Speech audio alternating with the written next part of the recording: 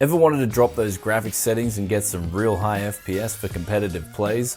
Well, today's build will do just that.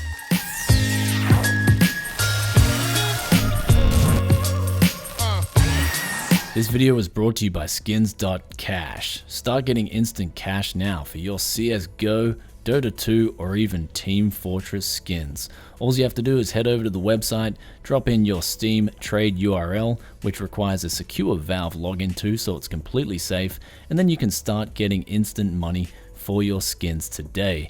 They also have a loyalty reward program, which I'll put in the link in the description below for, so the more you trade, the more you get rewarded.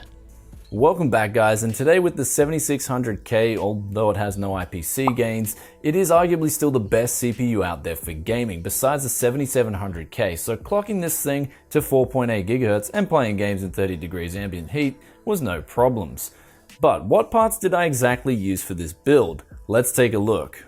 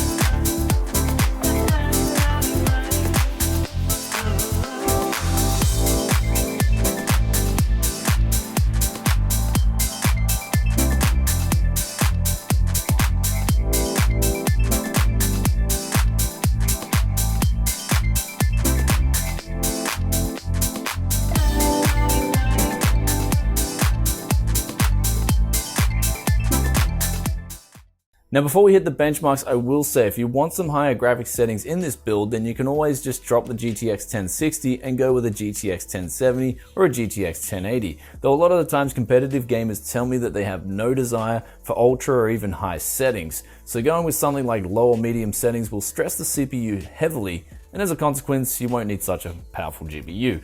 Though, let's take a look at those benchmarks.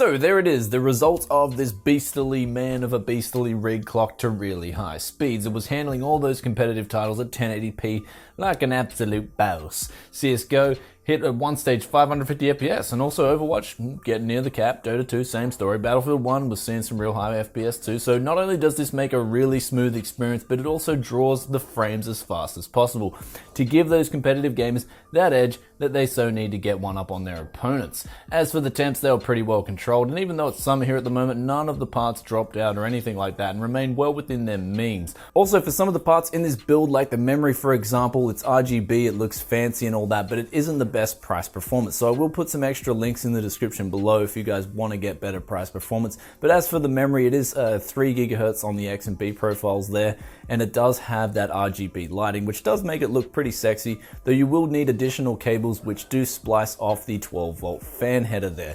So keep in mind at that point, and also it is very tall too, so if you've got a cooler that's very thick, then you will have a very hard time mounting this memory. The U12S just managed to clear it in this build. Also, I wanted to take a look at the View 27, which was sent out as a review sample from ThermalTake. This is a case which has a clear side panel, but not just that, it does away with the top of the case to get more of a view.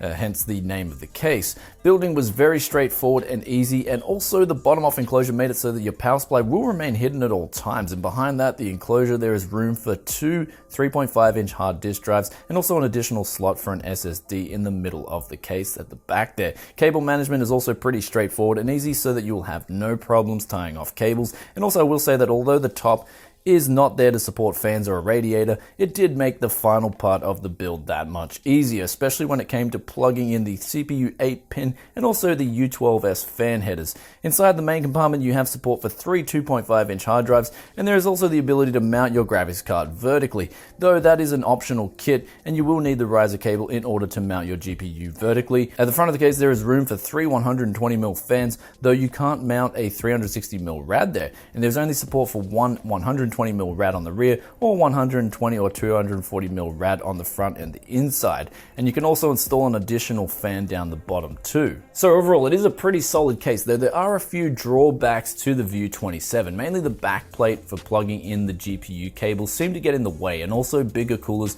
will have a really hard time fitting in this case. The Okinos cooler that I had here was almost impossible to fit, and the U12S just barely fit at that. So keep in mind that only small to medium sized coolers will fit in this case. The Cooler Master 212 Evo should fit too. And then lastly, for the price, it costs $80 USD or 89 Australian dollars. So it's actually a better deal in Australia than it is to the US, I believe. And it's also a good option if you like what the View 27 brings to the table, especially in terms of cosmetics. Anyways, I hope you enjoyed this video, and let me know what you think of the high FPS gaming machine. Do you like your settings down low or medium, or do you like your settings on higher ultra at the cost of lower FPS? Would love to read your comments as always, and I'll catch you in another tech video very soon. Peace out for now. Bye.